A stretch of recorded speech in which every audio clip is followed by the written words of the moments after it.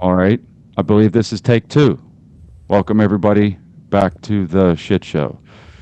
Um, we're just going to wait 1 minute, make sure Rumble picks up the broadcast. Hopefully, this one works. Yeah, I think we're good there. All right. Just to refresh, shit show, Stacks from Stacks Farmstead, Rumble X YouTube, and Drew, say hi again real quick, just so. Good evening, Okay. everyone.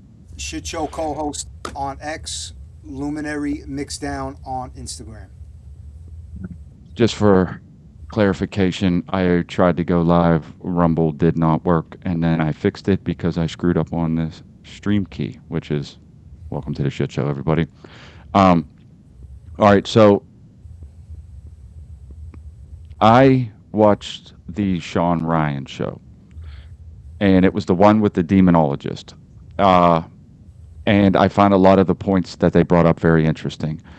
And I want to touch on a couple of things, but first, I just want to watch a minute or two of this.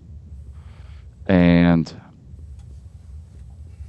that way, maybe everyone can get a feel for what it was that I was seeing. Hang on 1 minute.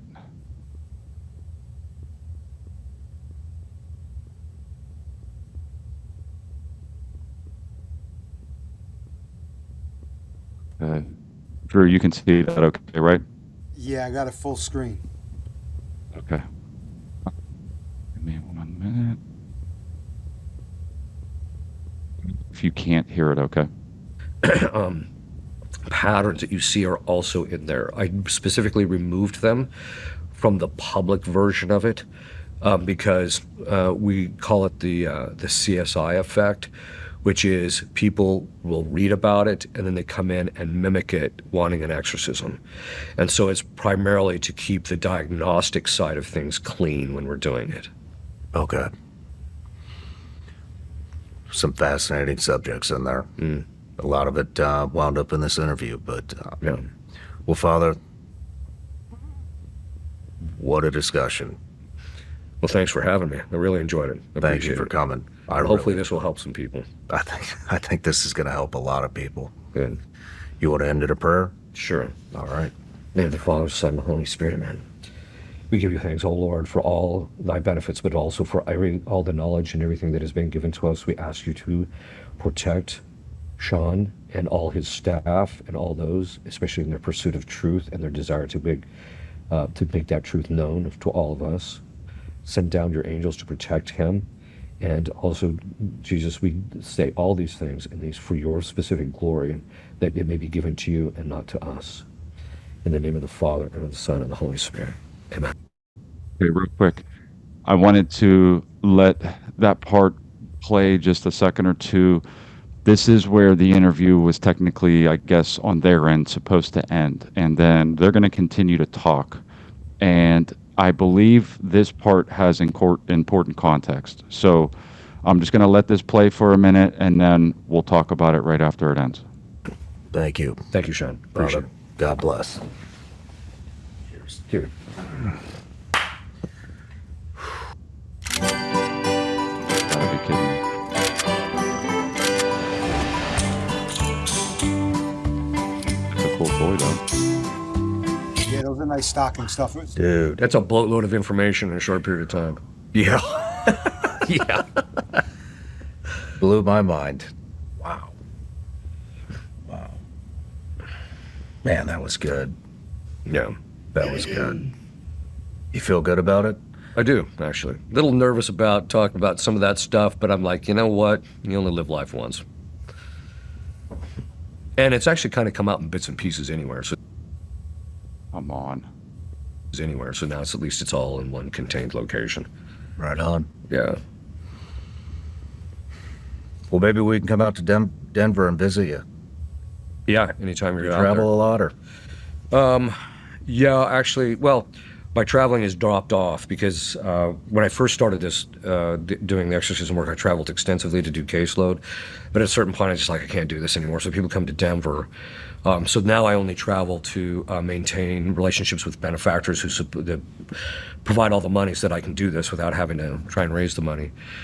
And then also I do conferences from time to time. So Dan and I are doing a conference out in California, for example. I'll do interviews like this once in a while. I'm pretty selective about who I'm willing to do interviews with, only because of the fact that it's, people want to make a name off of it. You've already got one, so I don't have to worry about it. And I know that you're serious about it. So I don't travel that much anymore. I'm trying to cut down on it. I have had to do some tag team taking care of my mom with my sister, which is taking up some time. But outside of that, I still devote my time to the work. Trying to get this one case broken down. 15 years. It's close, though. It's so close. 15 years. Yeah. He was so close to cracking. How old was he when it started?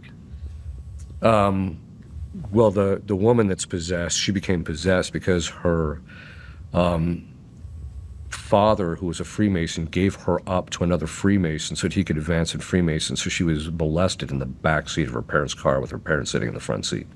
Goddamn. That's how she became possessed. And then she was possessed for bulk of her life, and then I started working with her when she was in her, 45 or so, about that age. And it's been a brutal grind.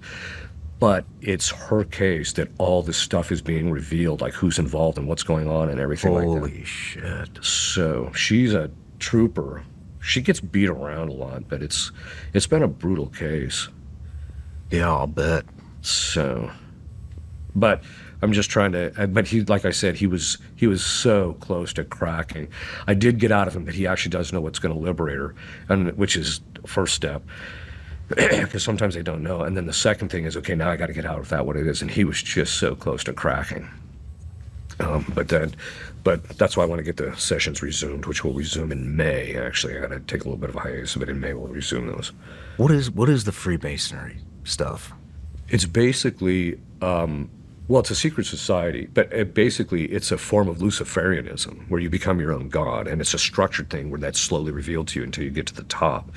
But all their rituals are inversions of Catholic rituals, or they're basically taken from various forms of witchcraft. So did it stem out of the Catholic Church? Historically, it started. The reason they're called Freemasons is because the Masonry guilds in the early during the Middle Ages, the guys started these guilds to protect the craft of their buildings and that type of thing, and it was originally designed to maintain standards and that type of thing. But then it slowly morphed into by the time you get to into the 1600s, and then definitely into the 1700s. By the time it morphs into what we're seeing now. So by the time you get to 1717, which is when it was officially established in France, it's already, the whole structure is laid out. So originally it was to make sure the guys knew the craft, but then it turned into witchcraft over the course of time. Jeez. And now it's everywhere. Yeah, the Catholic Church here in Franklin is surrounded by Yeah. Somebody said, well, there's a way to get them out of there. Basically, there's a ritual called the Exorcism of Apostate Angels. It was written by Leo XIII. And what you do is you just get a priest who gets permission and faculties from his bishop, and he just stands out there, not drawing attention to himself or anything, just sit in the car, but he exorcises the building every single day by doing that ritual. And usually within 40 to 60 days, they'll leave. So, as I've seen guys shut down abortion clinics doing that. wow. So, but Man, awesome interview. thank you. Thank you for Appreciate it. coming. I enjoyed it, actually. It's I think the whole team enjoyed that one. Right. So I wanted to add that in the beginning because that was sort of the icing on the cake if you watched it, or, how do I put this? I watching that interview and listening to a demonologist explain how they in the Catholic Church treat demons and what they believe they are and how that goes There is a ton of information in there if anybody's interested. It's like 4 hours long, but I listened to it while I was working so that I could make time. But um, what I got out of it is that a lot of the stuff that a lot of us in these circles kind of talk about how we believe things work. Um, and this is the way that I've kind of picked up this theory is that what makes sense, what's logical, what does the Bible say, what do we know, what do we see, what can we kind of almost prove to an extent when it comes to this, because ultimately what I'm trying to point out today is this idea. If you were born in a world that is run at the highest levels by satanic pedophiles, how long would it take you to know? And I think that some of us, either more recently or some people have known for a long time, are becoming aware of this along with the Epstein files. And some people are still turning a blind eye to that. But when you look around the world, when you that you were born into, things seem normal, quote unquote, because it's always been there. But if you were born into a world that at the highest levels was ran by satanic pedophiles, what do you think you would see? What do you think you might be able to see? I mean, would it maybe be symbols? Would you recognize the symbols? Would you be able to recognize the symbols that belong to this Luciferian cult? Because all you have to kind of do is really look around. When just touching on the Freemason thing, when you drive into a lot of towns, there's a square and compass. Welcome to such and such, and it's on that sign. The country was founded by people that called themselves Freemasons. There's a lot of stuff that's out there that I guess people can turn a blind eye to, but I think in other ways, either they don't want to see it, or if they do, it'll scare them too much. I'm trying to figure out a way how to put this so it's digestible to somebody that may not have heard this before. But the symbols are everywhere. And I'm going to give you one quick example because it's right in front of me right now. You see that shirt you're wearing, Drew? What's on that shirt? Pyramid. There's a pyramid on that shirt.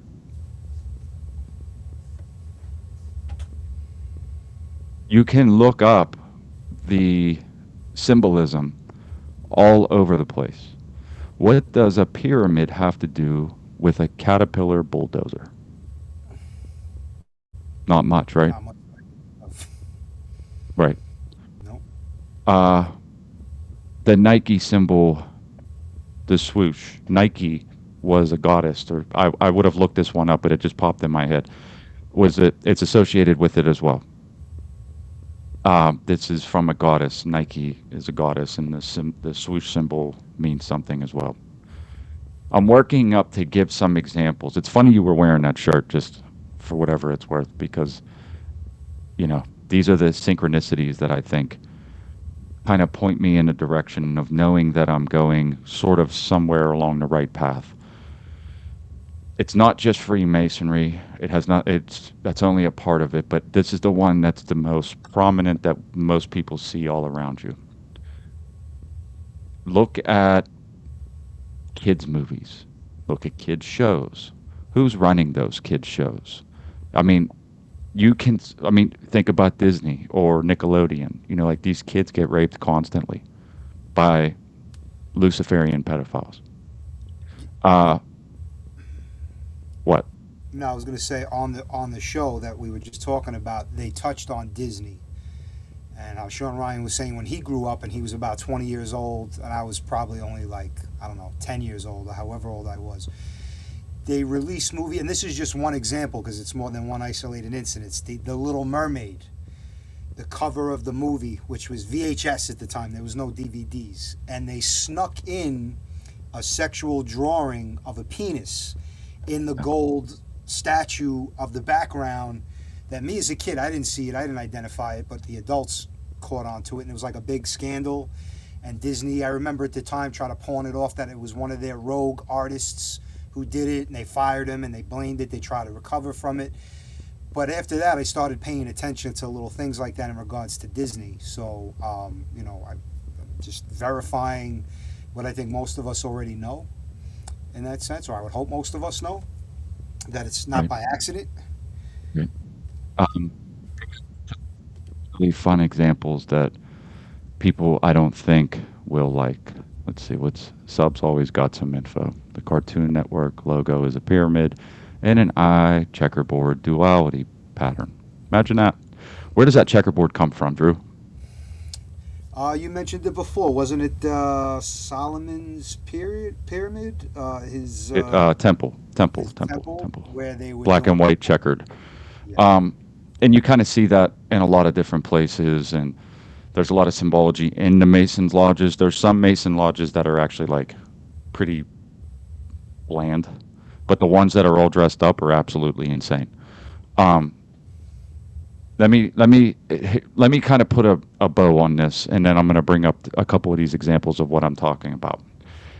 If the world you were born in was ran by Satanists, Luciferians, whatever denomination, because there's various ones you want to point at, you think maybe they would do things like, I don't know, poison your food? You think maybe they would do things like poison your sky? Do you think maybe they would name some of these programs after who they actually worship? Do you think that that might be possible? This is a great example. The Apple computer. There's a bite taken out of an apple. What's that symbology? Do you know what that is, Drew?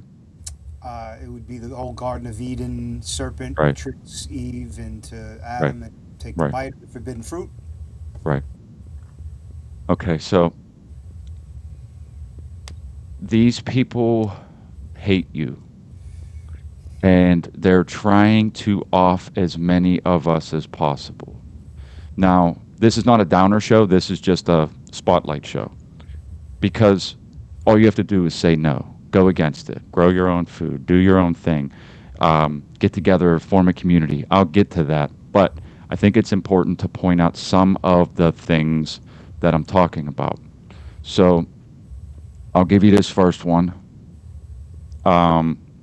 In the weather modification program, okay? Take a guess at what the name of the one of the weather modification programs is. HARP? Mm-mm. Wow.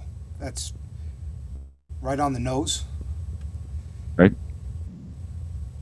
It is the, let me make sure I'm saying it correctly. That's an acronym, the Satan Project. It is the Stratospheric Aerosol Transport and Nucleation Project, which is the Satan Project.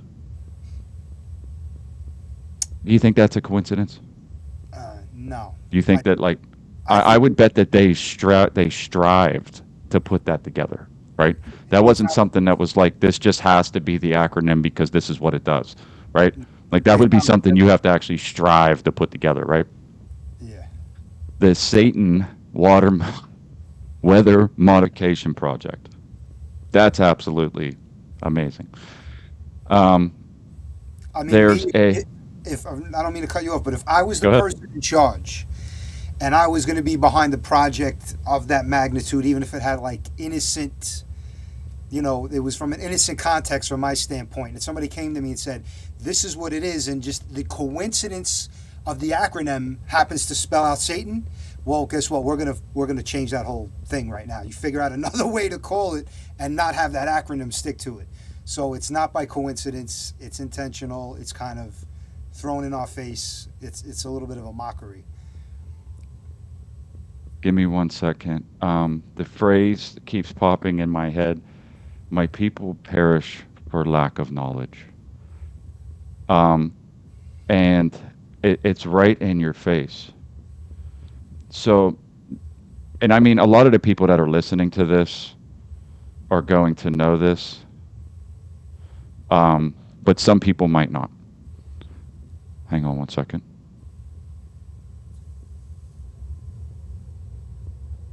Trying to, if you can hear me, I'm trying to pull something up that's relevant. Okay.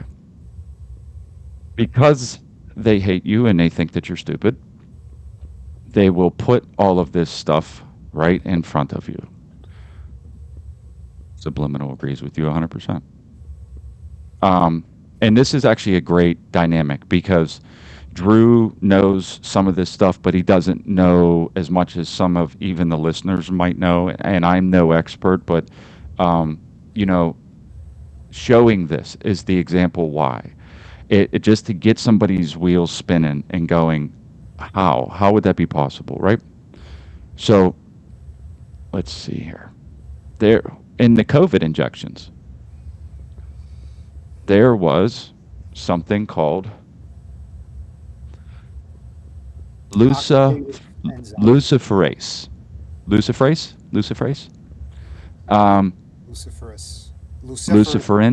luciferin, right? The name comes from the Latin Lucifer, light bearer. There was a part of the COVID injections that had that in it. It had something to do with the light or something that they were doing. Think that's a coincidence? No, I saw that it pointed out that it has no connection to Lucifer or the religious aspect, like as a disclaimer. But yeah, that's a little too on the nose for me. Yeah. There is numerous examples of this. There is a space program as well. Let me see if I can find it. Hang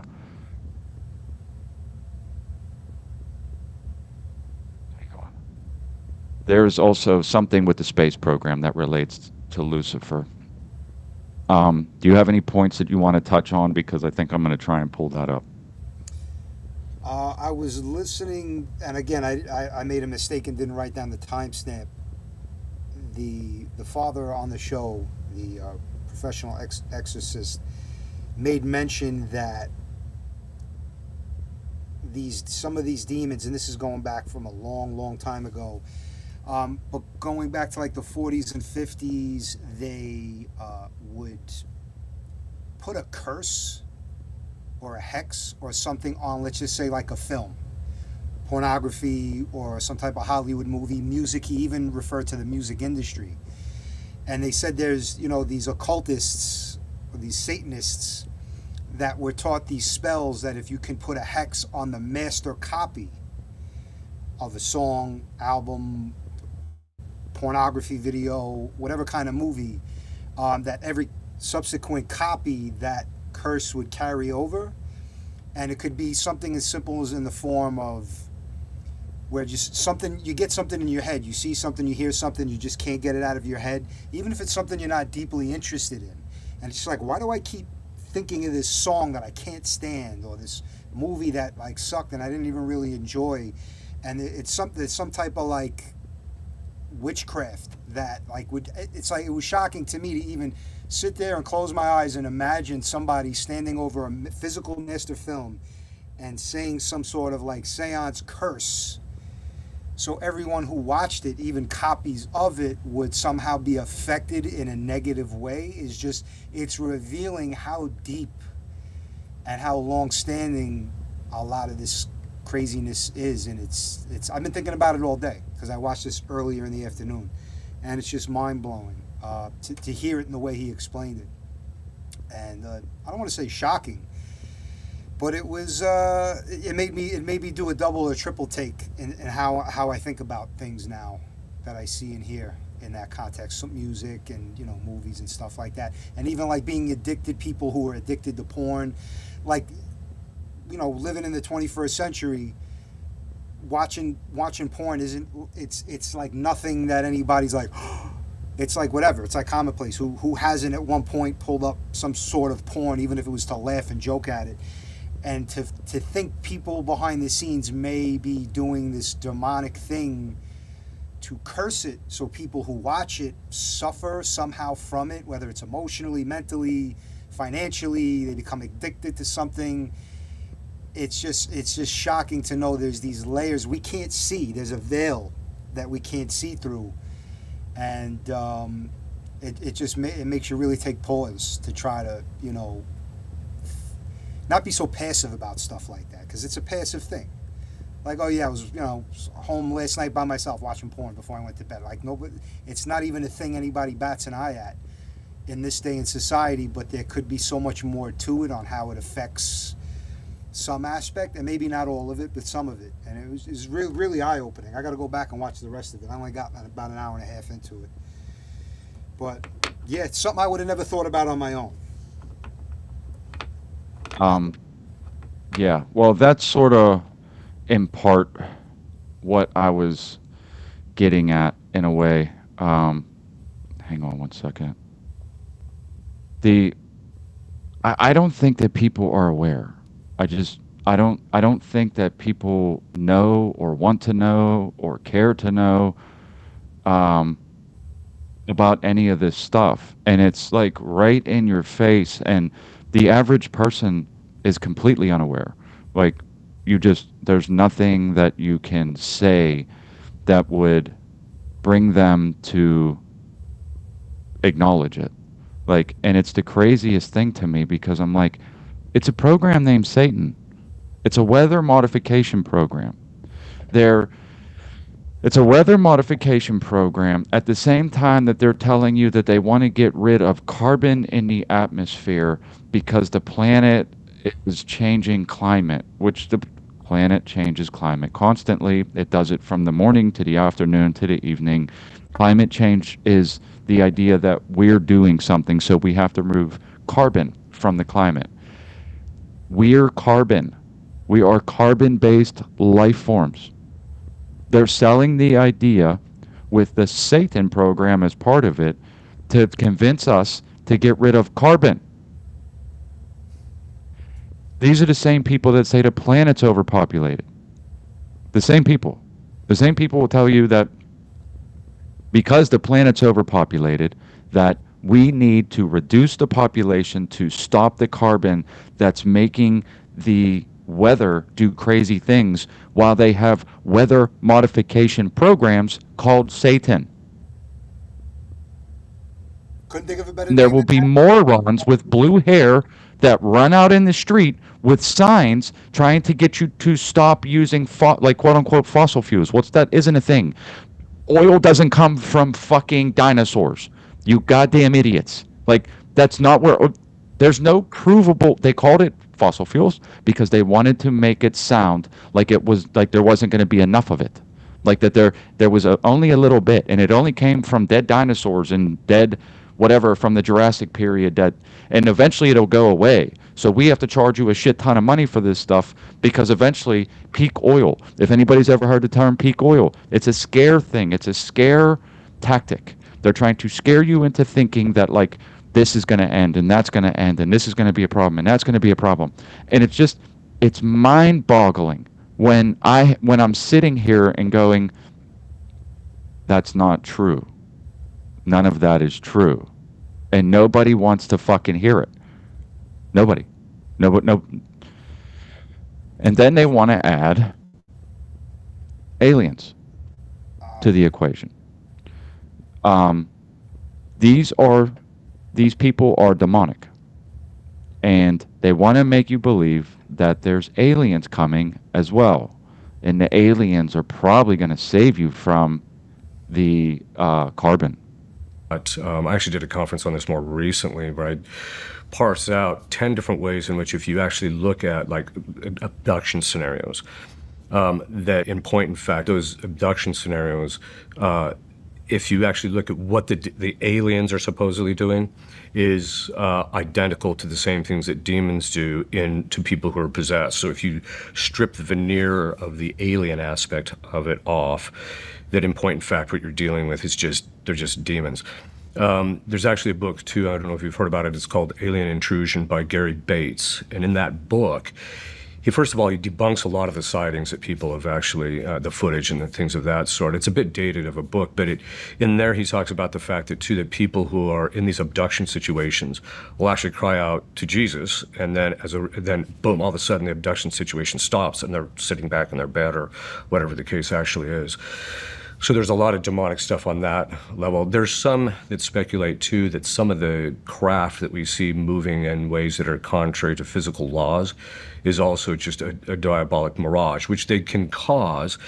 That type of stuff is extraordinarily rare because God doesn't usually permit it, but that can actually happen. So that's kind of just my general thoughts in relationship to it, that a lot of this stuff, not all of it, but a lot of this stuff is just diabolic in nature.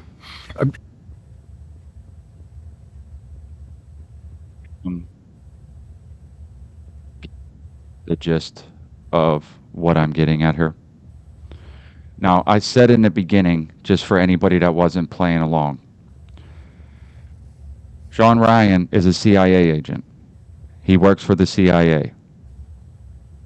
What they're presenting is a Catholic priest that's explaining why aliens are demons.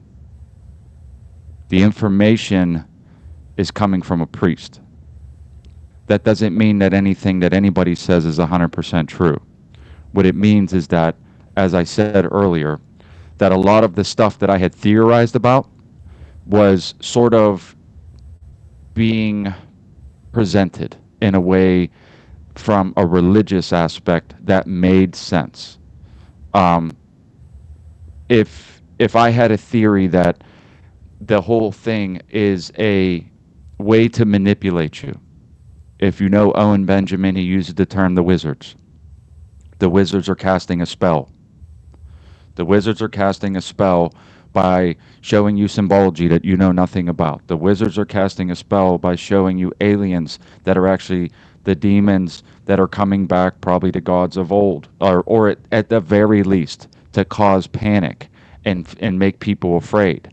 Because there's another part of this that I could bring up where they talk about Beelzebub being the demon of fear, and that they thrive off of it.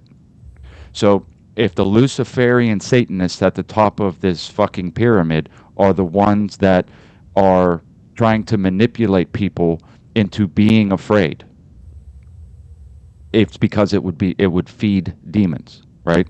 It just makes sense. Now look around you in the fucking world and tell me that you don't see this. Drew has a pyramid on his shirt. There's numerous symbology everywhere that's associated with these same people. It's all over our currency. Right? It's all over money. Yeah. Anybody that follows this. So the idea that Sean Ryan's was a CIA agent or still is, and that anything that comes from his show can't be true is retarded. If you think that that's true, you're retarded. I'm trying to tell you something because this is the biblical view of showing myself, understanding that what I'm seeing is probably true, that they're trying to fool you. They're trying to trick you. They're trying to get you to be afraid. They're trying to fuck with you.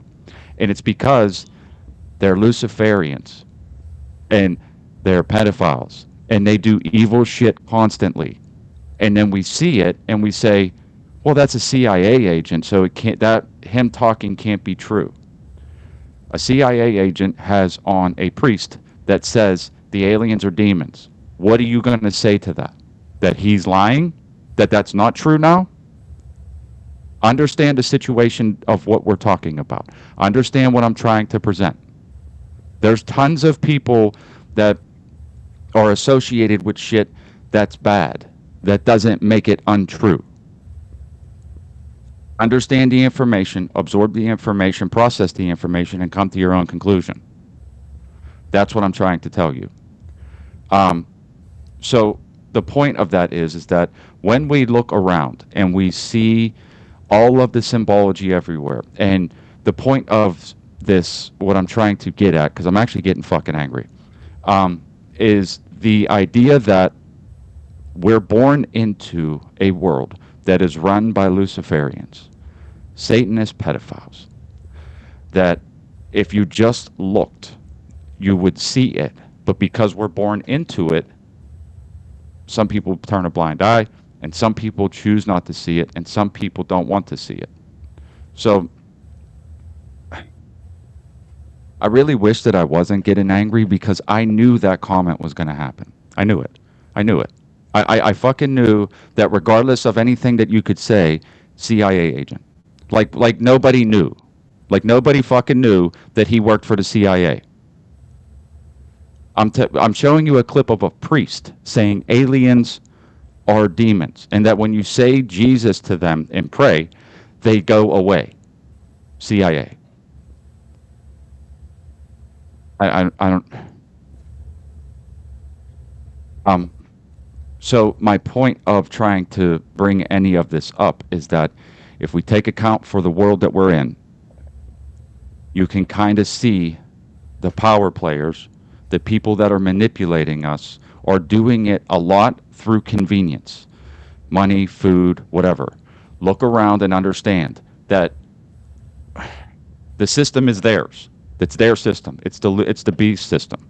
It's their Luciferian system that we're participating in. That's where their power comes from. That's where all of their power comes from. And we're born into it without acknowledging it.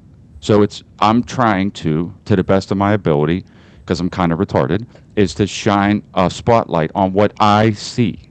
And then when I see evidence that coincides with my theory, I'm presenting it on my show, so that hopefully somebody else can understand what I'm getting at when I say, grow your own food, protect yourself, start a community, don't get into debt, find a way that you don't have to be reliant on this system.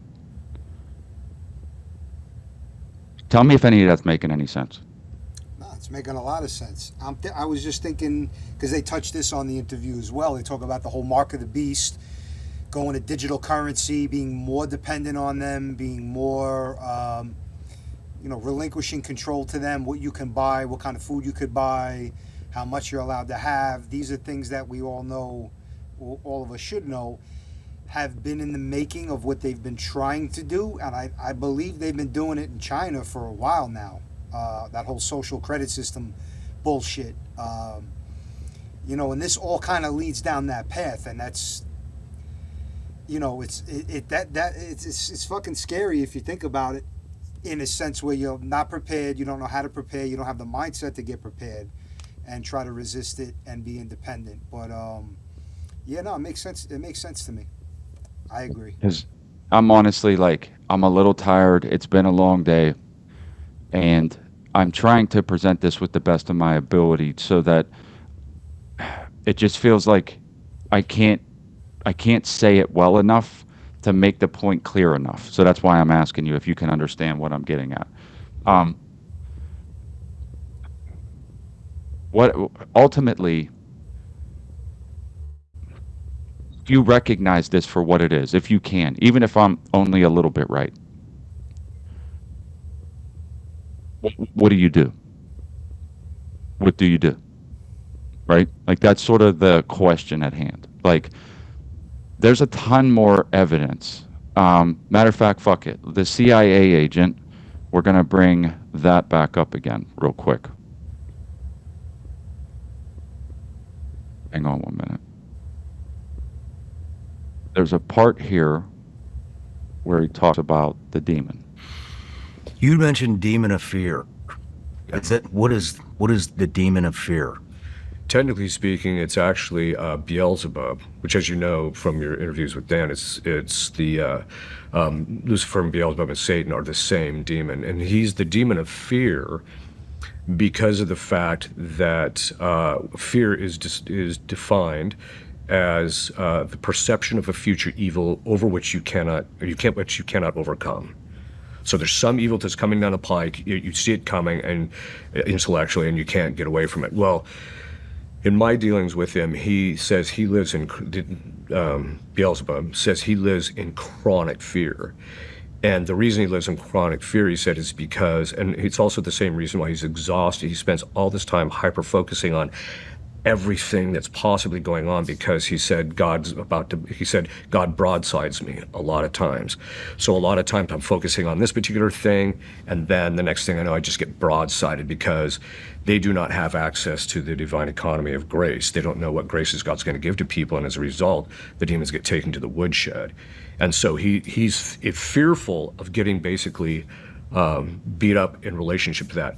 The other part about it is that they have a conscience, and their conscience bothers them, and they also have a sense of shame for what they actually do. They even mention The demons have a conscience. Yes, and they feel shame. And they feel shame. They know what they've done is wrong. They'll admit as much in session. And that is actually, other than the fact that they don't get to see God, that's their greatest suffering, is this pang of conscience of the evil that they've actually done. Beelzebub's even admitted to me in session that every time he gets someone to fall, he gets a sadistic delight out of it, but it increases his shame in knowing that he's that much lower of an individual for having done that. And so part of their fear, one of their massive fears, is being revealed or found out about their interior lives in relation to human beings. Just as we would, if people found out our deepest, darkest secret, we would feel shame or embarrassed. They have that same thing, but it's even worse for them because of the fact that they know that a final judgment's going to come, where not just at our private judgment when we die, but God's going to assemble everybody at the final judgment. And every evil thing they've ever done will be known by everybody. So they have a tremendous amount of fear. Shame is defined as fear of being perceived as lowly. That's interesting that they. I found that part a little bit interesting, about, because I have no idea if any of that is entirely accurate, but I find it interesting that that they're claiming that there are certain demons associated with certain emotions, which I can find somewhat viable. I don't know if that's true or not, because obviously I have no insight into that. But what I would say is that, if there was a demon of whatever that's sort of attacking you, I think you tend to not notice it. You hear it in your own voice, in your own head. So, I mean, does that make sense? Where you're being told you're worthless. You're being told you're going to be nothing. You're going to add up to nothing, and it sort of sounds like it's your own thought. It goes back to sort of like whenever even on NDS that they were saying things along the lines of, most of your thoughts are not your own, and that it's somebody or something trying to manipulate you into doing a thing. I bring some of that up because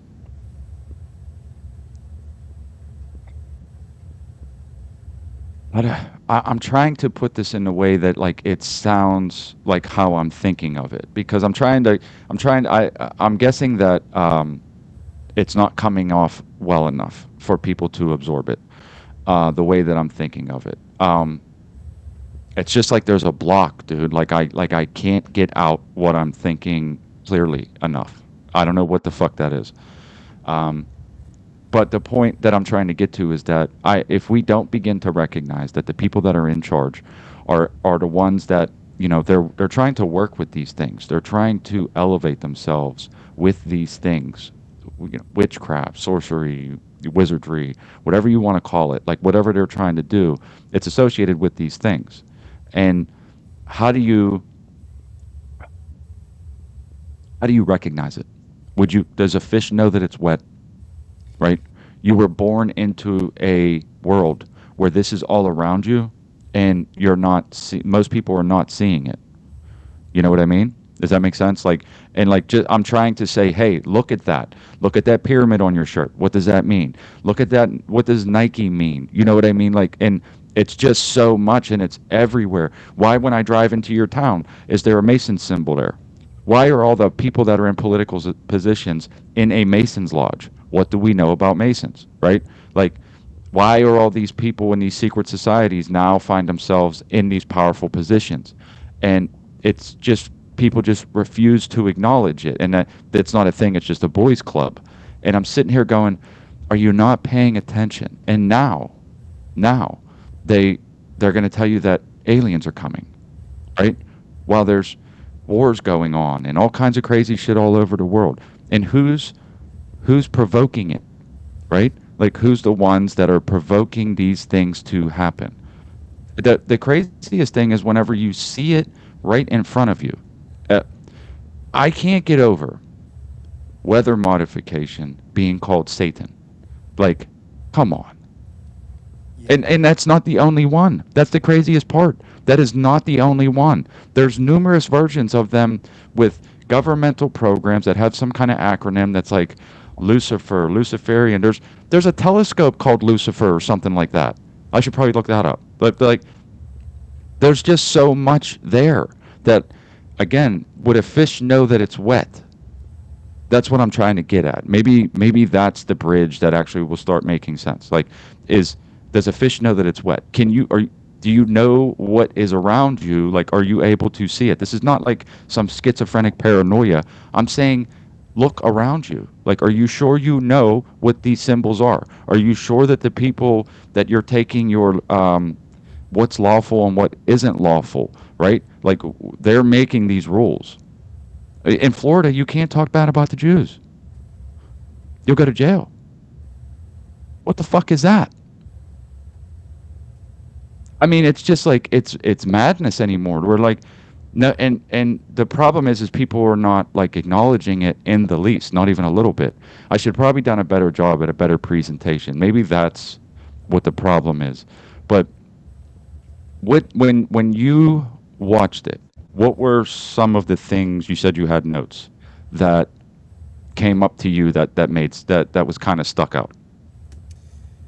Well, before I look at any notes, as you were talking, there was something I thought of, like when you had made mention, like when you get these thoughts, we all get these thoughts, maybe like, this person's pissing me off, I want to beat the shit out of that person, or I'm not good enough, or I ain't shit, I'll never amount to anything, and all these things, how you said it interprets as if we're saying it to ourselves, like we hear it on our voices. We don't perceive that there's an outside invisible force playing a role. To us, it's just us and how we're looking at ourselves. And then with all these other things, how they're not talking about it. It reminds me, I'm trying to remember what movie. Okay, I think it's Unusual Suspects. And there was like a joke in the movie that they say the greatest trick the devil ever pulled was convincing the world he didn't exist. And that's obviously a metaphor for something along these lines of this kind of hidden, he's not real, it's aliens, demons aren't real, all this other kind of stuff. That's you talking about yourself. There's no outside demon force. I think that all kind of falls under that umbrella. And since it came from Hollywood, it makes me even believe that even more. Going to the notes that I wrote, he talked about diabolic distractions with aliens and demons of fear, which, Beelzebub, which you actually played, that was one that I marked and didn't write the timestamp down. Him saying about demons have a conscience and feel bad. He also said about the people who practice this witchcraft and all these demonic practices that they know they're going to hell, or they want to go to hell with the belief that they're going to somehow hold some type of power or prosperity in hell. But supposedly the joke is that even the demons who are influencing them, that they're praying to or do, sacrifices in their names or whatever they're doing, the running joke is, yeah, you may have some power, you may have some what we on the mortal plane would consider success or wealth, but you're going to be totally miserable. You are not going to be having a good time. You're going to be totally, it's going to be like the worst of what we feel as humans in this existence of emotions. Like, this was like kind of the running joke. The demons and Satan or whoever are playing kind of on the participants who are on their side, the demonologists and the satanic worshipers and all these people who think they're going to have some type of glory and grace in hell. It's going to be like, the joke's going to be on you, was kind of a thing he mentioned shortly after the clip you played. that kind of resonated with me. What else? God, and then he mentions that God himself created demons, or were they intended to be angels and the fallen angels who turned bad and joined Lucifer's side? Then we call them demons, even though that might not be what they're called in in the heavens, in the sky. That might be our way of describing them because they switch sides, or however you want to reference it. Because I was under the impression, in the comic book sense, that, okay, God created angels, Lucifer was one of the fallen angels, and then Lucifer spawned demons on his own. But apparently God created Beelzebub and all these kind of demons of fear. Like, they're his creation, but that wasn't his intent, and they kind of betrayed his goal of what he had intended for them in their existence. And then it kind of spiraled out of control, where I got so kind of sunk into it. Just to clarify, a third of the angels fell during the rebellion. So Lucifer and a handful of others were the leaders. I wish I'd have known you were going to bring that up, because I could have had more specifics. But a third of them fell. And when they fell, allegedly, part of what happened is they interbred with women on the earth. Now, this is a theory, it's a running theory that a lot of people use for demons. But a third of the angels fell. Some of them were called the Watchers. Some of them took wives with women, which created Nephilim giants. When the Nephilim giants died, their souls couldn't leave this plane of existence. So their souls turned into what we would commonly know as demons. I think that there's also some gray area there with people. I think that, like, if you're here and you're one of these Luciferians, I think you might also fit into that category, and I'm sure there's a hierarchy, however that works out. But for whatever it's worth, the clarification is still worth the point. If you didn't know that, maybe some other people don't, but a third of the angels fell with Lucifer. And there's actually a part in there, and I don't know if you've seen it, but I wish I would have wrote down a timestamp for that one, because that's actually pretty interesting. But there's a hierarchy of angels. There's not just angels. There's cherubim, seraphim. Damn it! I wish I'd have known, because this would have been good for that. But there's a hierarchy. It's not just angels. There's a whole hierarchy of leadership in the heavenly realm, and angels are not even at the top. They're closer to the bottom. So for whatever it's worth, this is why I have in these conversations sometimes are a good idea, because, I'm not 100% clear, although I do know a fair amount. But I'm sure that there's other people just like you that are just sort of inferring what they think that they heard and don't know much more than that. So that makes it a good thing. Whenever we can point out some of that, because those points are sort of how you begin to understand where we're at and what we're dealing with. It's like, it's not just demons and angels. You know what I mean? Yeah, there's a lot of layers to it. That's the simplified, dumbed down version of it. I'm sure, like you said, there's a hierarchy, almost like in what we would look at as a military sense. You got your 5-star generals, you got your commanders, you got your field officers, you got your captains, sergeants, so on and so forth. So I mean, that's not all that shocking, to think there's a structure to it. I did not know the percentage that you said. 3/4 of the angels fell with Lucifer? A third. A third. Of I was about to say 3/4. Yeah, so like now that's going to take me down a rabbit hole this week. I'm going to look further into that.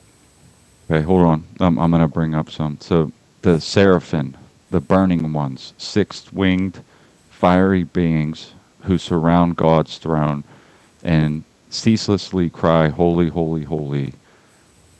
The cherubim, guardians of the divine knowledge and God's presence, often depicted with multiple faces/wings, not the cute baby-like modern images.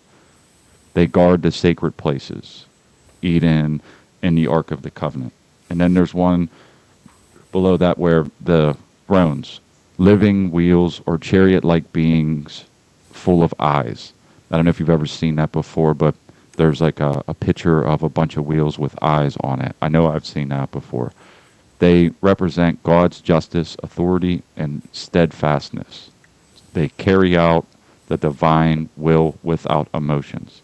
Then, second sphere, dominions. Dominions slash like lordships regulate the duties of the lower angels, oversee cosmic order and God's commands. There is a litany of different types, but it goes down to principalities, virtues, powers, archangels, chief messenger and warriors. Michael, Gabriel, Raphael. I'm sure you've heard those names before. And then there's the angels, the lowest choir, everyday messengers, guardians, including personal guardian angels and helpers for individuals. So there's actually even a little bit more as far as like specifics. But I mean, I think that just goes to show you that, there's different realms, different hierarchies of the whole thing that, it's what makes it make sense if you don't know, is that, it's not just angels and demons. Yeah, I was thinking, let me look back at this note. There was something I was thinking, I kind of lost track of my thoughts as well. Like you said, it's been a long day. I think I mentioned to you, again, not to, open up a whole bag of worms and get into a long-winded story, but I made mention to you earlier that now, in this modern adult mindset that I have, thinking back to when I was younger, there's a couple of times where if I look back now and really look at it, dismissing the coincidence, I can't dismiss that there's been a guardian angel who has helped me on a few occasions where I believe in coincidence to a degree, because it's obviously possible. Some things are just a coincidence. But in the context, without getting into the meat and potatoes of the particulars, the likelihood of it being a coincidence or there being some type of other force that helped move me from here to here, or here, in a way, doing that as a metaphor, in that context is like that there has to be something to ponder that, okay, now we would call them guardian angels. And it just now reinforces the way I look at those situations from back then and how I move forward thinking about it, because there's more than a couple of times where things could have went really, really bad, life-changing bad, and they didn't by the grace of God or a coincidence. But a coincidence once, okay. A coincidence twice, maybe. 3 times, 4 times, 5 times, no.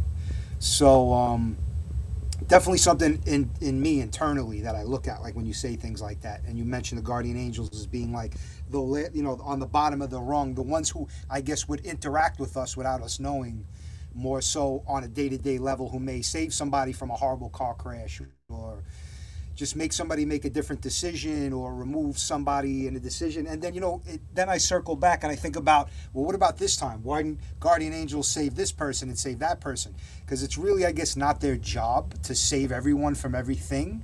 And that was something that I struggled with for a long time until I came to the realization of, like, God, angels, whatever forces are out there are not meant to solve all our problems and save us from everything. We're meant to suffer. We're meant to go through these pains and tribulations. It sucks that some of us get it worse than others, especially when it's indiscriminate and it's not even like, well, who deserves the more horrible things and who deserves maybe the things that aren't so horrible. It's just kind of really random. But again, it's one of these eye-opening things. Yeah, it is. It's difficult when you see such great evil in the world being done and knowing that there's innocents that are the victims of it. It's one of those pills that are hard to swallow. I agree with you. It's tough. The only thing that like just like anything else, is that I can only control what I can control. So, for whatever it's worth, it's like I know just the same as you that I should have probably been dead multiple times over. I mean, bullets literally right here. You know what I mean? Like, there's no reason that it should have missed.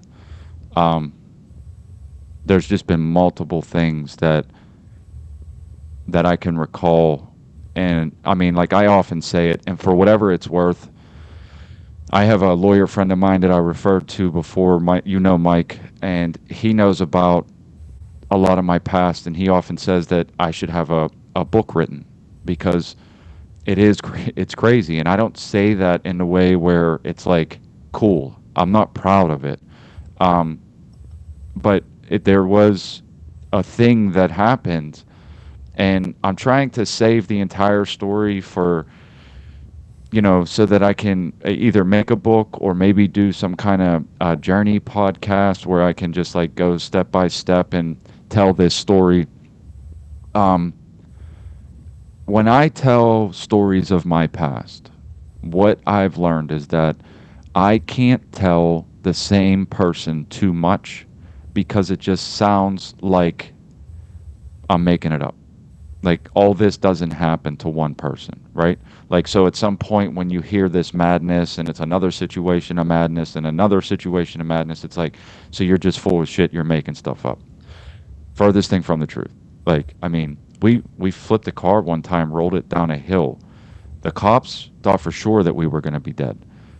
And we got out of the back window. I pulled all my friends out. There's no way that myself or anybody else should have even survived. I was in the back seat, and the trunk went through the back window. And I'll never forget the cop telling me, he's like, who was in the back seat? I said, me and him. He said, I don't know how you made it. Like, you should be decapitated. That the trunk went through the back window. Like, at the point where it should have taken somebody's head off.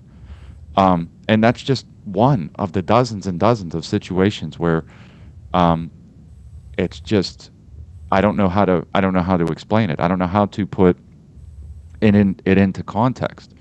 But what I can say that I learned is that I'm lucky or I'm blessed or however, I'm not 100% sure yet, but what I am sure of is that because I'm given this chance to come from that and see this now, and because I'm blessed enough to be able to sit here and say, hey, look at this stuff around you, I want to do the best I can with what I got. Like, every decision that I try to make, I try to make it so that it's the best decision I can make. That's the only way that I can sort of repay, in a way, the chances that I was given. And on an individual level, that's the best any of us can do. As much as we can look around and go, that's messed up, and that's messed up, and that's messed up, it is, understanding that there's children being victimized. The only thing that we can do right now with what we have is what we can control. So, whatever that is for you. I know for me, it's about raising good kids to be the next generation of people that can go out and do good in this world. And me just trying to, every opportunity that I get in order to do the next right thing. That's sort of just like a famous NA thing, but it's applicable to everybody. Do the next right thing. And I think that's as much as I know I can try to do right now. I try to give back as much as I can to people, as much as I can, the needy or what have you. But I mean, I think that's the only thing that we can do.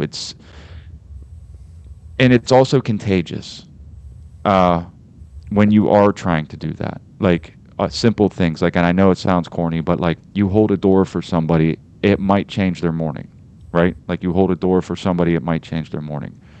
I think that little acts of kindness and doing the right thing tends to build into a greater good down the line. You know what I mean? And it's for me, it's just feel like it's not because I'm trying to find a reward of any kind, because I feel like I owe. I've done and been involved in so much terrible shit that like I feel like I owe, if that makes any sense. So trying to bring people around to the idea that like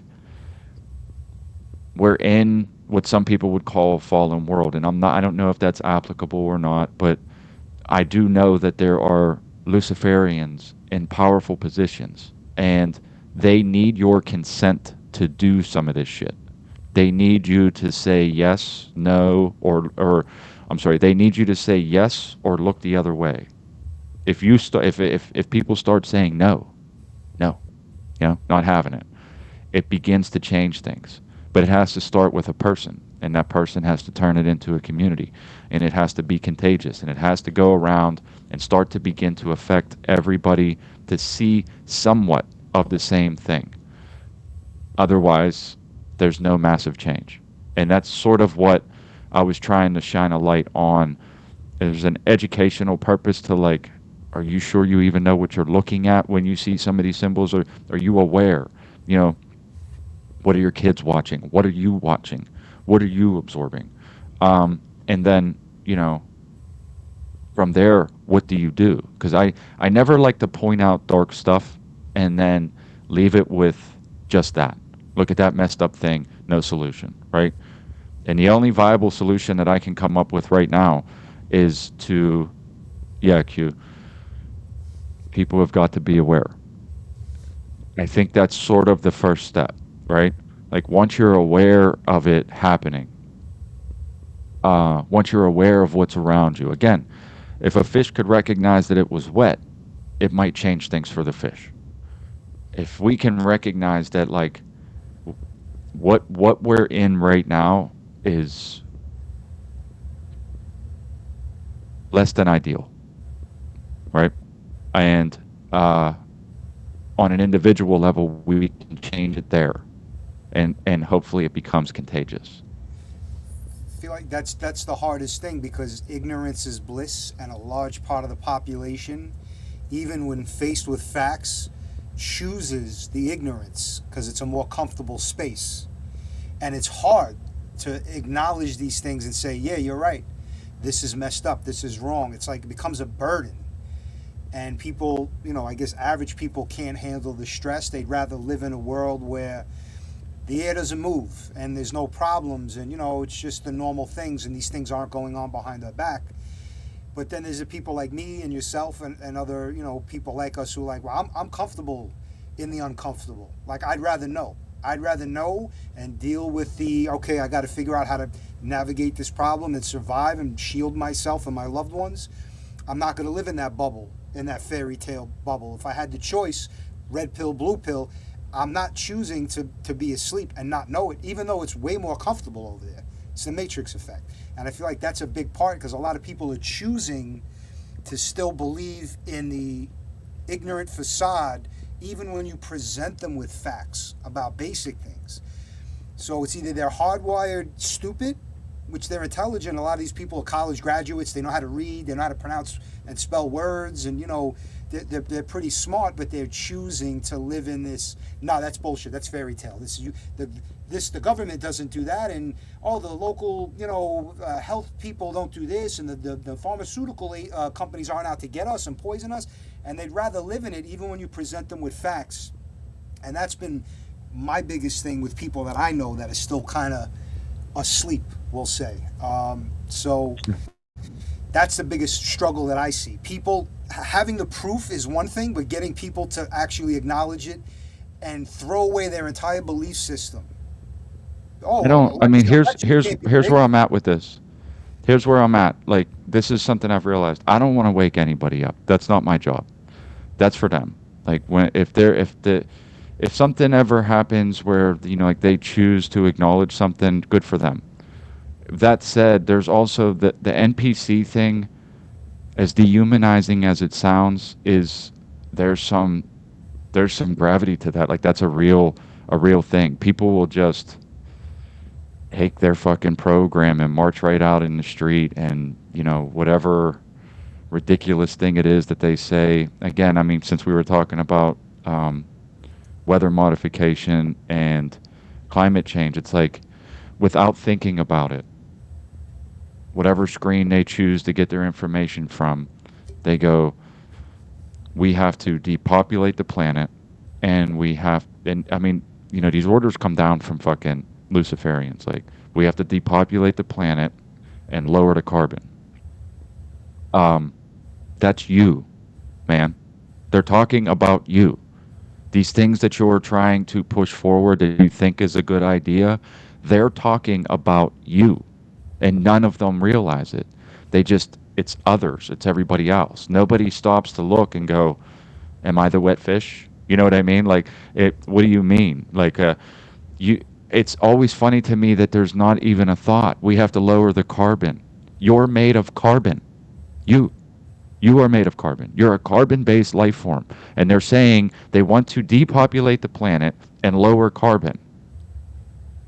I mean, I don't know. They try to tie that into like greenhouse gases with the cows and something with farms with cows and livestock. And I mean, I didn't look too much into it. I don't want to sound ignorant about it. But I know they were, like 2 years ago, they were making this huge deal about greenhouse gas. I think. I mean, here's the thing. That's not a thing. There's no green. The entire planet's a greenhouse. I know. That's how it works. You know what I'm saying? That don't even make sense. No, it doesn't. And they're like blaming cow farts for, you know what I mean? Like, it's insane. Like, they blame cow farts. So first of all, because I do some of this farming stuff, it's like you learn more and more all the time. But like, having animals on a pasture is the best thing for that pasture. You will not be able to replicate that in nature. Like, you need animals to not only take down some of the grass, but then fertilize the ground, and you rotate them. That's how you balance it. You have different areas, you know, whether it's a field or whatever, where you rotate them. You let the grass grow here, you move them to the next one. And then when they're done with the grass over there, the grass where you just were, or you can do it by 3s or 4s, depending on your acreage, you move them back. And because they were there, the grass grows back thicker. Like, that's just how it all works. That's the way it's always worked.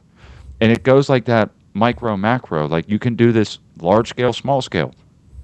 You know, we get oxygen from what? Trees. Carbon dioxide comes from us. That's the circle of life, right? So, I mean, like, if you were actually worried about carbon dioxide, you would plant more trees.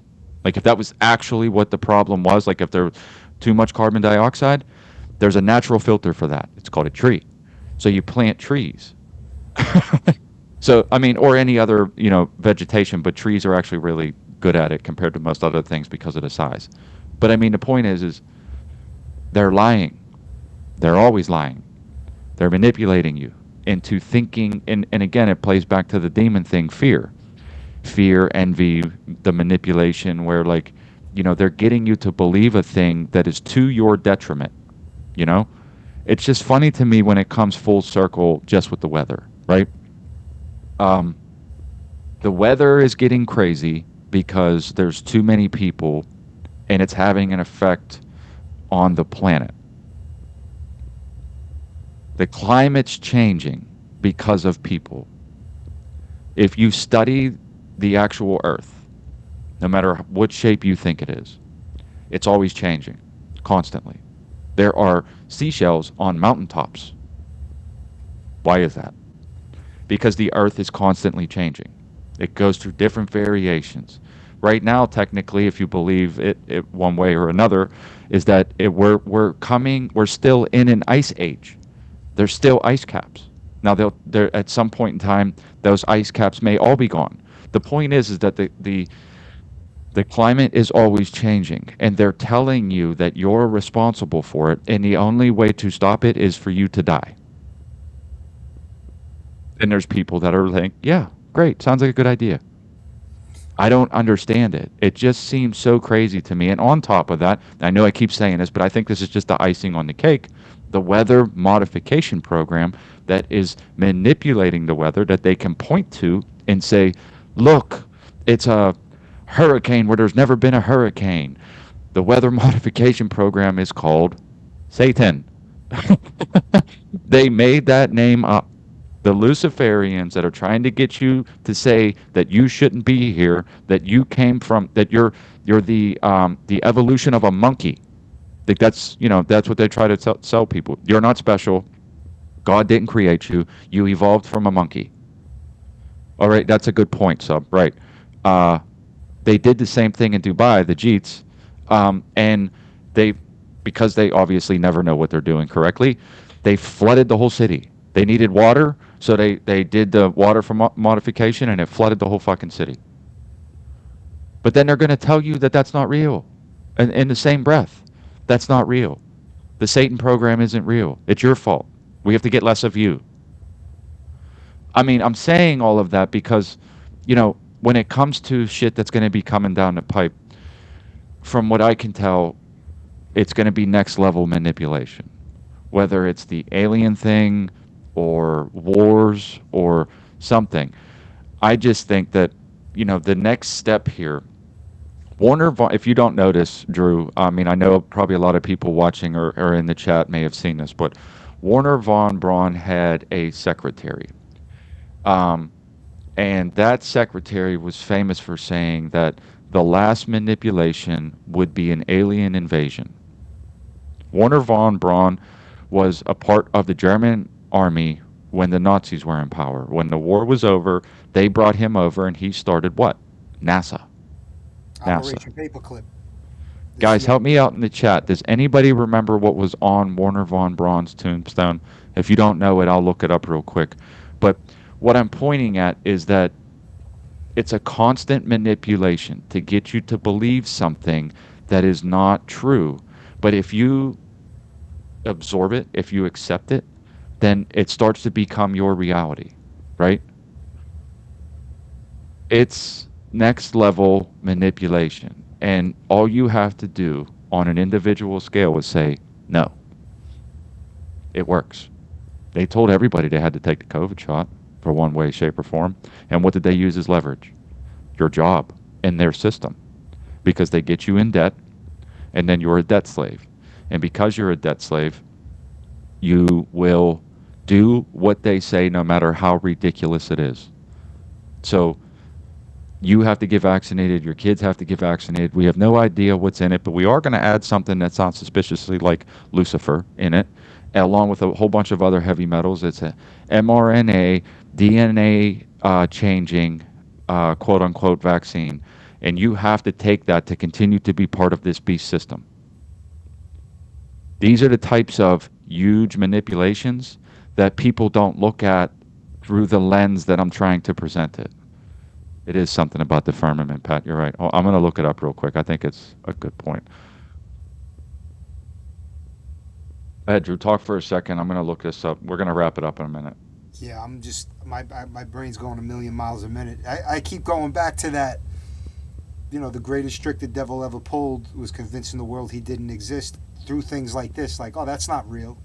That's, it doesn't necessarily, it's like more of a metaphor, but I keep seeing that pop up with the disinformation. And then I think they also said on that podcast we were referencing, they mentioned how Barack Obama went on some random podcast nobody ever heard of and started talking about, oh yeah, aliens, they exist, and this, that, and the third. And it's like, okay, was that the first seed meant for people to follow what's to come? And then I think... Hold up. I'm sorry, I think it's important. So on his tombstone, it has his name, his date of birth, date of death, and then Psalms 19:1. Psalms 19:1 goes, "The heavens declare the glory of God, and the firmament showeth his handiwork." Firmament? Do you know what that means? Do you know what the firmament? Do you know what the firmament is? Not in the context of what the psalm you just spoke of. No, I'm trying to read through the lines. No, that's fine. It's fine. It's fine. I mean, this is actually a good part of the show. Is that like the stuff that you're unaware of, you're learning live, right? So the firmament is what is supposed to be if the Earth is flat and there's a dome that separates the waters from above from the waters from below. There's a firmament, right? So that's what separates them, because in the Bible it talks about the waters above and the waters below. So the firmament is supposed to be what separates it. And That's why a lot of people call flat Earth a biblical thing, because there's no round in the Bible. There's just a flat plane and then a firmament. Now, that said, people always say that NASA is a scam, that the Earth is flat, and that this is one of the reasons why. Because why would a NASA scientist that thinks and is telling everybody the Earth is round and that they can go into space, referring to a firmament, right? That would mean it's a hard, fast barrier. Is actually some of the phrasing for it, meaning you can't penetrate it, right? Mm-hmm. So, if you can't penetrate a firmament, there is no space, right? From a guy running a space agency, okay? And then you counter that with the idea that his secretary was famous for quoting him by saying, "The last great deception will be an alien invasion." You see what I'm getting at here? There's actually a ton more there, but I mean, I don't want to throw too much on you at the same time. But do you see what I'm getting at? Where the deception, the lies, the manipulation, right? Yeah. So, I mean, that's my point of bringing some of that up. It's actually good, that you don't know some of this, because it's interesting to see the reaction, and I'm sure other people can appreciate it too. Is that like you've never heard that before? So it's interesting to see somebody that's never heard that before try to process it live. You know what I mean? Yeah. Definitely a lot to process and look into further. So if there is a firmament and there is a hard, fast barrier and there is waters above and waters below according to the Bible, right? If that's true, then there can't be aliens. And what would that make the aliens then? Demons. Yes. Yeah. See what I mean? Sense. And I deeply believe in all that. And I did a lot of research at one point with that whole post-World War II, bringing over a lot of those Nazi scientists and, the CIA, George Bush's father, great-grandfather, whoever brought them over. And, they took part of the science, the human experimentation, the propaganda techniques, all that shit.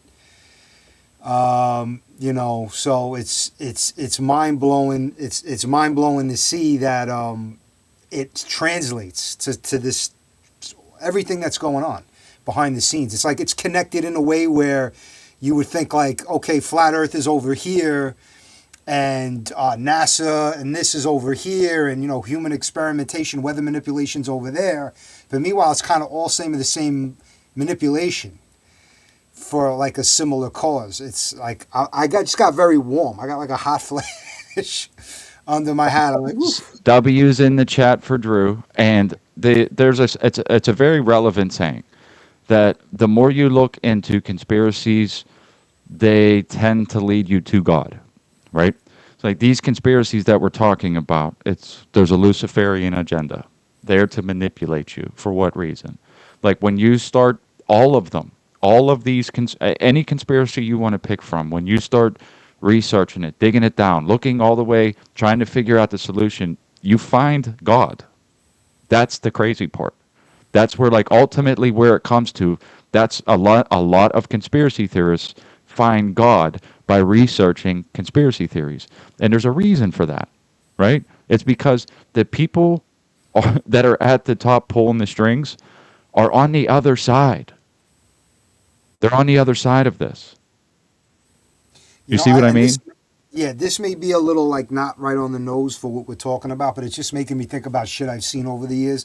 It's like 6-7 years ago, I saw a short video somebody made of celebrities, Hollywood people at some event. Some were still photos, some were videos, and they were all making the same kind of hand gesture. I don't even want to do it. Like a satanic kind of thing, and it just kind of made me like, okay, that's like part of that secret. It makes sense if that's part of that secret society. Like you're on the inside or you're on the outside. And again, one coincidence, two coincidences, but people from completely different backgrounds, different actors from different places, all doing the same exact hand gesture. Was just like, okay, is this another kind of in your face? Like it doesn't exist, but if you know about it, you see it. It's like one of those silent winks, like behind the scenes kind of things that It's just like, these motherfuckers, man. Like this is such like a spiritual war in a way that it's more than just a metaphorical thing to say it.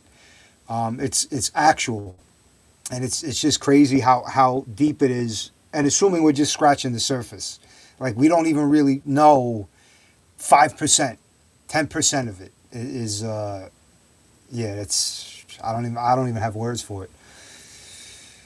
I mean, and it's a lot. I mean, trust me, I get it because I kind of know where you're at, and it's a lot to take in, but it's a lot to consider.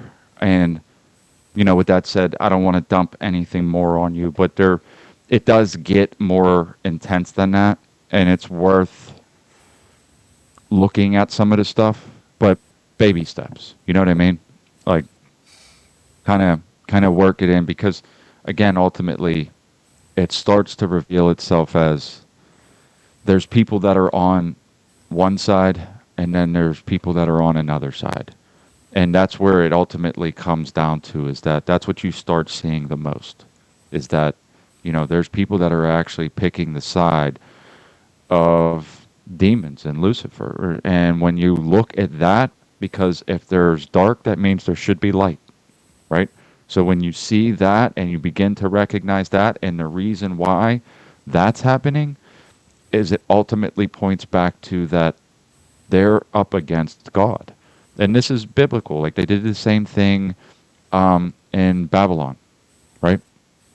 They did. There's nothing new under the sun is a saying that this is it. It continues to happen. The promise that ye will be like gods. People all the way up to today are still chasing that. So you know what I don't know if any of this rings any bells of any of the stuff that we talked in the past, but it's the reason why they're always trying to find ways to not die. That's why, because they know ultimately who are the people that are always chasing a longer life at all expenses, right? It's these people. That's why they don't want to die because they know they're going to have to answer for this shit whenever they die. So again, we've been going for about almost an hour and a half, but I think it's worth mentioning that recognizing your environment and where we are for what it is healthy, but also not letting it consume you because you kind of want to fix it and attack it, right? Like that's not the way we can get through this. We get through this by not being like them, by realizing that, there's a path that needs to be taken and it's not theirs. And I think just recognizing that there's a spiritual war happening and that sooner or later you're going to have to pick a side. You can't watch football all the time is important. Yeah. Anything you want to add? No. I mean, I had a question, and it could be something we could talk about off air on another day. But I remember you saying before that Lucifer was known as the light bearer, and that kind of sounds counterintuitive if he is the epitome of darkness and God is the light. So is that he's the bearer of light in a metaphorical sense? That's something I'm going to try to look into, or we could talk about. The thing, you can research that yourself, but I'll give you some insight from what I know.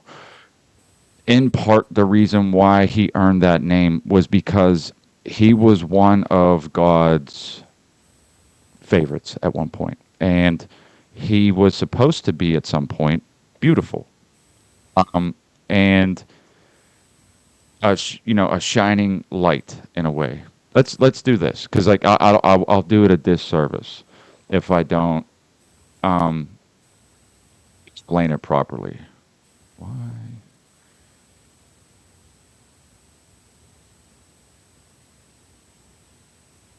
Why is Lucifer called the light bearer?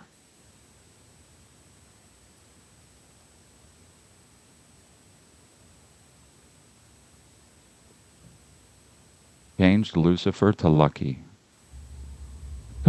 It changed Lucifer to Lucky. Okay. doesn't like the kind of research we're asking it. It's not.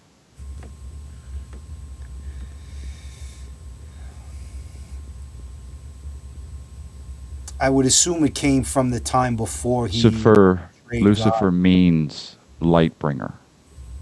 That's what it. That's a definition of his name, not something he was known for doing necessarily. Lucifer referred to. It was not originally a proper name for the devil or Satan. In Roman times, Lucifer referred to the planet Venus when it appeared as the bright morning star, the herald of the dawn that rises before the sun and seems to bring light to the day. Interesting. So it's not a title that was given to him by any godly means, but more so something maybe human mankind tagged him with, in a sense? Yeah. I mean, that's, not being a biblical scholar, understanding that, so even like the name Lucifer wasn't always synonymous with the devil, is basically what that's getting at. But those names over time, and then also through different countries, different languages, mean different things. So Venus was Rome, Zeus was from Rome, but they're all supposed to be the same being. Does that make sense? Where like Zeus was also allegedly referred to as the other name for Lucifer.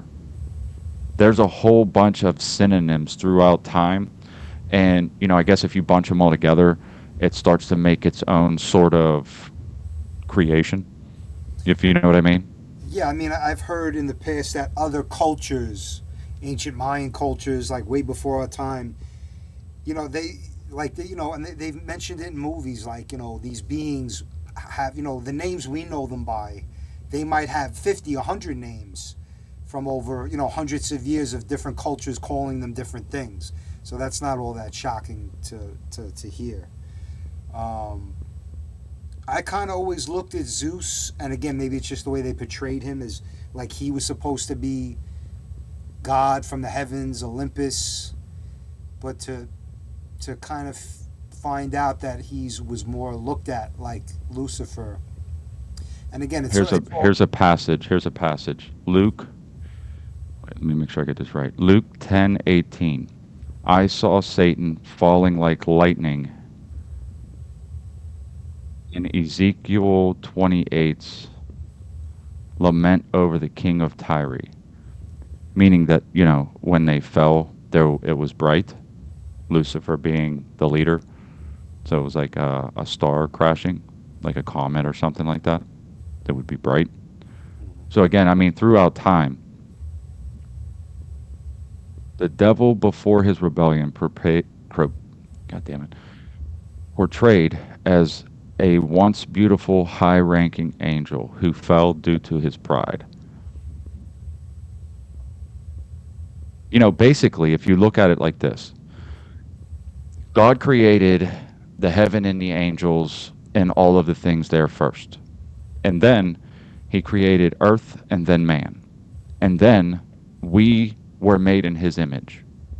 And then we were gifted some things that they didn't have. They weren't given. And so some of them, a third of them, including Lucifer being allegedly the one that led the charge, was up. And if you picture it like the little brother circumventing the big brother, right? Like that he didn't feel like we were worthy of what we were getting, that we were just these little immortal ants or little mortal ants, right? And that they should have been above us. But God was putting us above them. They were basically being told that they need to serve us, that they're here for us. And so if inference would tell you that would be why him and a third of the angels would be mad.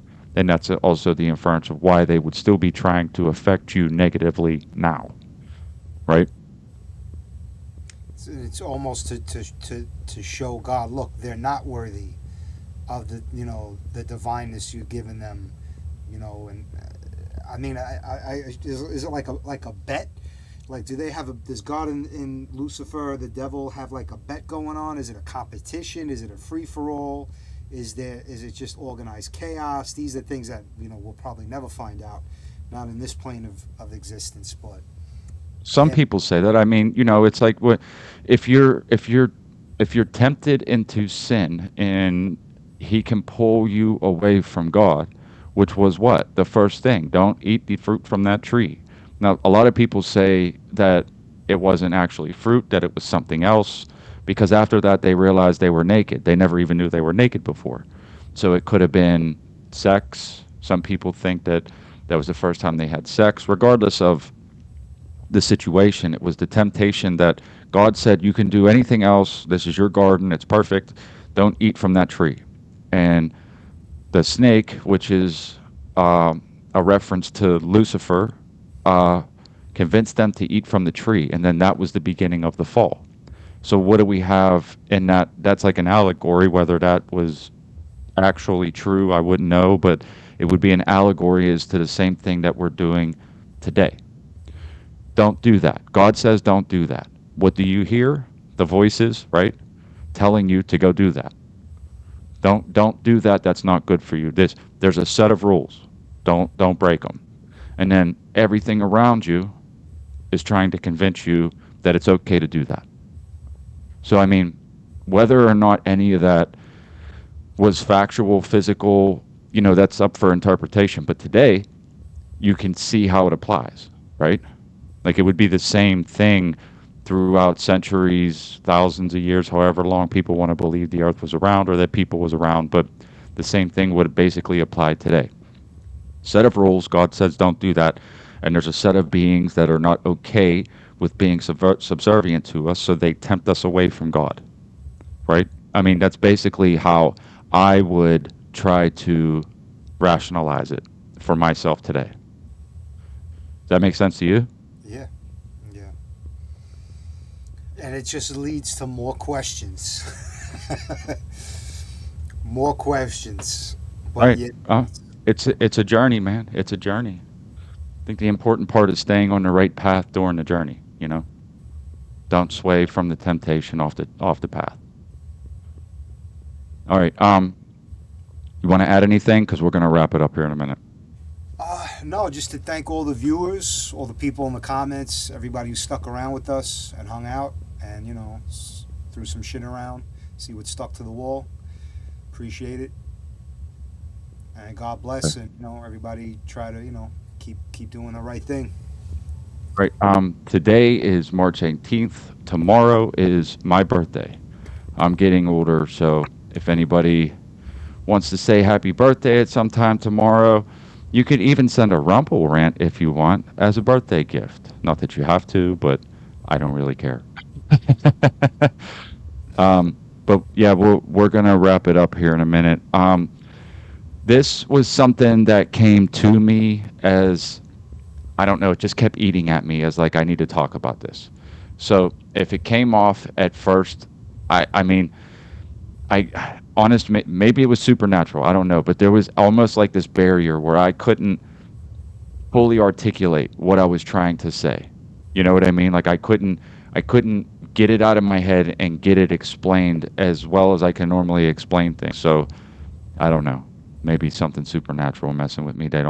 Maybe something doesn't want you to hear what I have to say.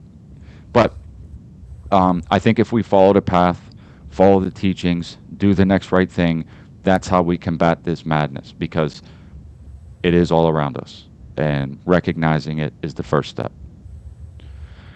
All right. I think that's it for today. I got some stuff I got to go do. Stacks Farmstead, YouTube, Rumble, and X. Share the show if you think anything. Oh, thanks, buddy. Appreciate it, Q. Share the show if you find any of this madness that I was just trying to explain interesting. Honestly, I got mad in a way where I don't normally get mad. Like honestly, maybe it was something supernatural. Maybe it was that thing speaking to me. I don't know, but it was just very strange. I could not. Yeah, yeah, I'm getting old.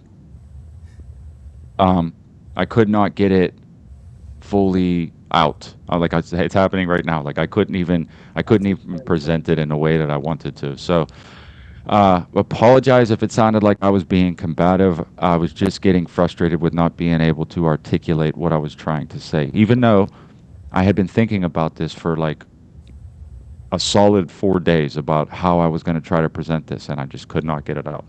So, thanks for bearing with me. I appreciate it. That was the shit show. Everybody have a good night.